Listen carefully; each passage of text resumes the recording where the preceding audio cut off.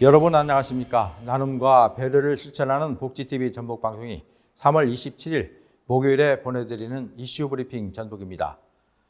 헌재가 이번 주에도 탄핵 선고일을 지정하지 않으면서 윤 대통령 탄핵 심판 선고는 사실상 다음 주로 넘어가게 됐습니다.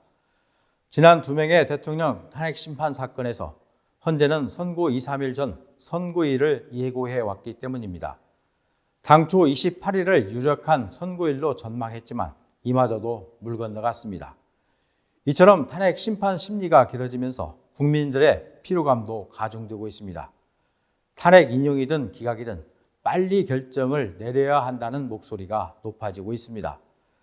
탄핵 여부를 둘러싼 온갖 억측과 아전인수식 해석도 난무하고 있습니다. 헌재가 어떤 결정을 내리던 한쪽에선 공정하지 않다며 불복할 것이란 우려도 점점 커지고 있습니다. 헌재가 너무 민심의 눈치를 살피는 게 아니냐는 시각도 많습니다.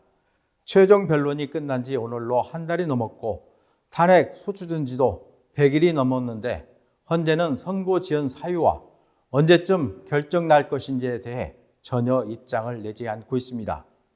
노무현, 박근혜 전 대통령의 경우 헌재는 최종 변론 기일 후 각각 14일과 11일 만에 선고를 했습니다. 이번 사건은 과거의 대통령 탄핵 사건보다 사안이 비교적 명확합니다.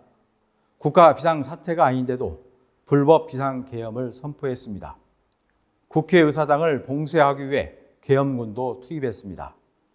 부정선거 의혹을 파헤치겠다며 선관위에 무장군인들을 출동시켰습니다. 이 과정은 언론 보도와 유튜브를 통해 전 국민이 실시간으로 생생하게 지켜봤습니다. 계엄을 선포하는 과정에서 적법한 절차가 지켜지지 않았다는 증거도 넘칩니다. 정치인 체포 지시도 있었다는 증언도 많습니다. 조재현 한국헌법학교 회장은 헌재의 선고기일 미지정으로 대통령이 차지하는 직위의 중요성 때문에 국정 공백이 어마어마하다며 인용이든 기각이든 빨리 선고하는 게 맞다고 했습니다. 조 교수는 또 변론부터 해서 4주라는 시간이 짧은 건 아니라며 정치적 상황도 무시할 수 없겠지만 법적 판단은 규범적 정치적 재판이 아니라 규범적 절차라고 강조했습니다. 헌재의 결정이 미뤄지자 차라리 이렇게 할 바엔 국민투표로 선출한 대통령 탄핵은 국민이 직접 하자는 주장까지 나오고 있습니다. 서보학 경희대 법학전문대학원 교수는 사회가 너무 혼란스럽고 갈등이 극단으로 치닫는데 헌재가 이렇게 방치하면 무책임한 것이라고 밝혔습니다.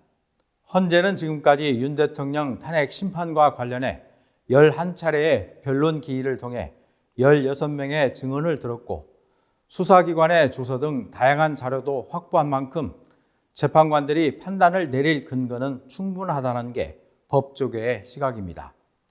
대통령에 대한 탄핵 여부를 결정하는 게 너무나 중대하고 민감한 사안이라는 건 분명합니다.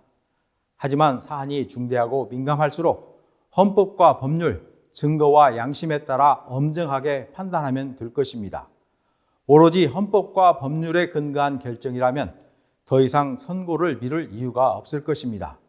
너무 소모적인 일에 국민들의 일상이 점점 지쳐가고 있습니다. 이 방송은 환자중심병원 전주 대자연병원 통증 완화에 탁월한 임실 엉겅퀴 크림 지원으로 제작됐습니다.